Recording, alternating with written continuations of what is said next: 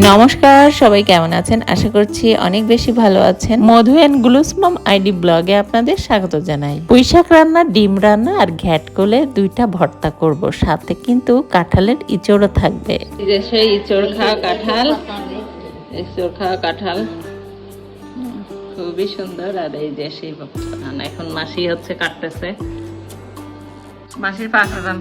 আমাকে কাঁঠাল ভাড়া চলিচ্ছে চলিচ্ছে চলিচ্ছে চলিচ্ছে হয়ে গেছে কাঁঠাল ফাড়া। এই যে আমার মাসি হচ্ছে কাঁঠাল গুলো এখন কাটতেছে। এই যে দেখেন কাঁঠাল হচ্ছে মধুর বাবা ফাড়িয়ে দিছে, আর মাসি সুন্দর করে বেছে বেছে বেছে বেছে আস্তে আস্তে আস্তে আস্তে বসে বসে কাটতেছে। কাঁঠালের আঠার জন্য কিন্তু সরিষার তেলও আছে। এই যে সুন্দর করে কাটতেছে, তাই কত সুন্দর করে কাটতেছে। কাঁঠাল কাটা কিন্তু খুবই কঠিন একটা জিনিস। কাঁঠাল কাটার ভয়তে মানুষ খায় না। আমি তো কাঁঠাল কাটিয়ে খাই না, এই জন্য মনে হয় খাই। আর যদি কাঁঠাল কাটিয়ে খাওয়া লাগতো তাহলে মনে হয় খাতাম না। তাই না মাসি? ও মাসি, আমার মাসি একটা হাসি দিয়েছে। মাসি হচ্ছে একটু অসুস্থ, সবাই একটু মাসির জন্য প্রে করে দিয়েন যেন তাড়াতাড়ি সুস্থ হয়ে যায়। আলু আর ডিম সিদ্ধ করে নিয়েছি, এখন আলুগুলো ছেলে নিব, ডিমও ছেলে নিব, তারপরে হচ্ছে রান্না করব। পুঁইশাক রান্না করব, তার জন্য পুঁইশাক কিন্তু আগে একটু জলের ভিতরে দিয়ে দিচ্ছি, সিদ্ধ করে নিব। সিদ্ধ করে নিলে পুঁইশাকের ডাঁটাগুলো সিদ্ধ করে নিলে খুব সুন্দর হবে আর রান্না করতে। আর এই পাশে ভাত বসিয়েছি, এপাশে ভাতও হচ্ছে। আর এই যে এখন হচ্ছে পুঁইশাক রান্না বসাই দিচ্ছি।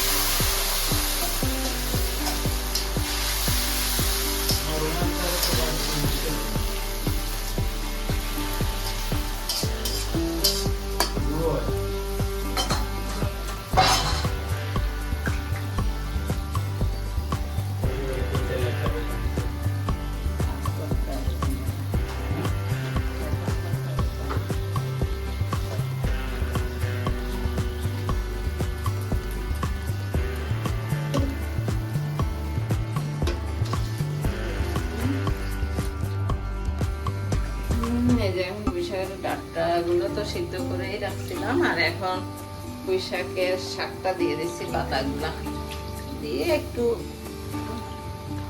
সিদ্ধ করলেই হয়ে যাবে আর কি রান্না বান্না।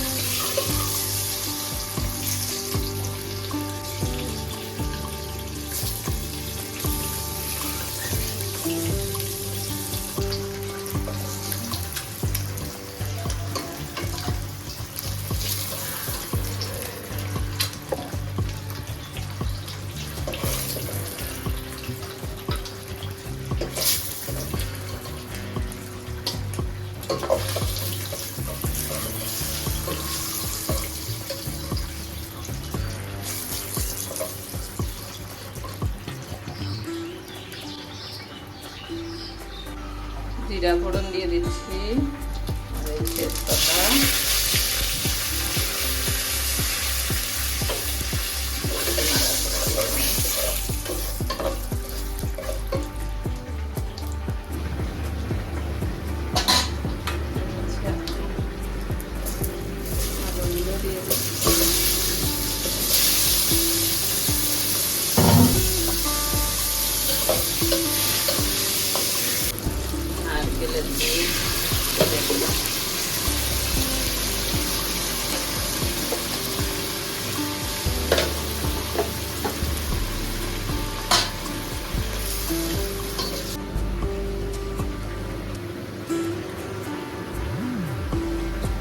যে সাজলে আমি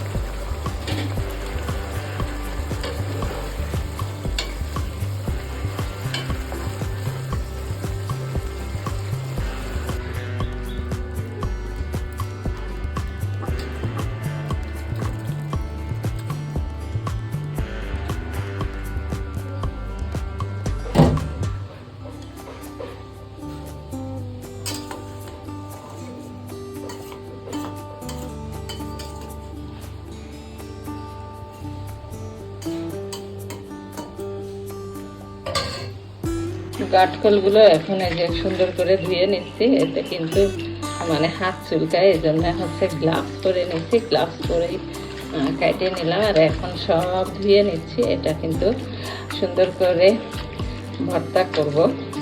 আগে হচ্ছে ভাপ ফেলায় নিতে হবে, মানে হালকা সিদ্ধ করে পানি ঝরাই নিতে হবে, তারপরে একটু ভাজি করতে হবে তেল দিয়ে, তারপরে ভর্তা করে নিতে হবে। এই যে সিদ্ধ হয়ে গেছে, এখন হচ্ছে পানিটা জড়িয়ে দেব। জড়ানোর পরে তারপরে এটা আবার একটু ভাজি করে নেব।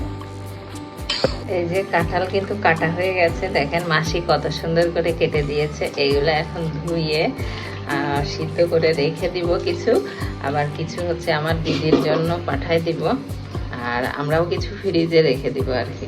আর আমরা রাত্রে রান্না করে খাবো।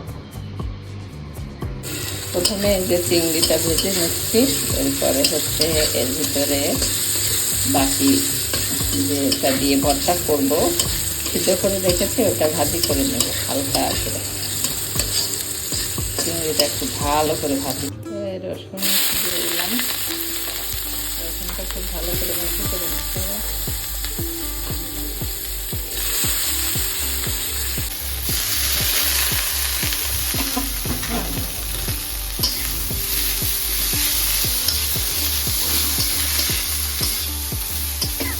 এই যে ভাজি করা হয়ে গেছে, এখন হচ্ছে এটা বেটে ভর্তা করে নেব।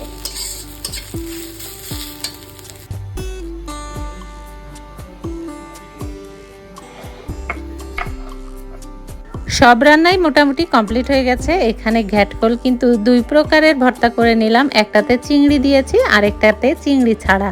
তো এই দুটো ভর্তাই কিন্তু দারুণ মজার হয়েছে। এই সব কিছু দুপুরবেলা খাওয়া দাওয়া করেছি, তারপরে হচ্ছে আমরা একটু বাইরে গেছিলাম, আর এসে দেখি আমার শাশুড়ি মা এই যে রান্না করতেছে কাঁঠালের ইঁচড়। তো আজকের ভিডিওটা কিন্তু এখানেই শেষ করছি। আশা করছি ভিডিওটি আপনাদের কাছে ভালো লেগেছে। যদি ভালো লেগে থাকে তাহলে লাইক কমেন্ট শেয়ার দিয়ে পাশে থাকবেন। সবাই অনেক বেশি ভালো থাকবেন, সুস্থ থাকবেন, সেই কামনায় আজকে বিদায় নিচ্ছি। ধন্যবাদ।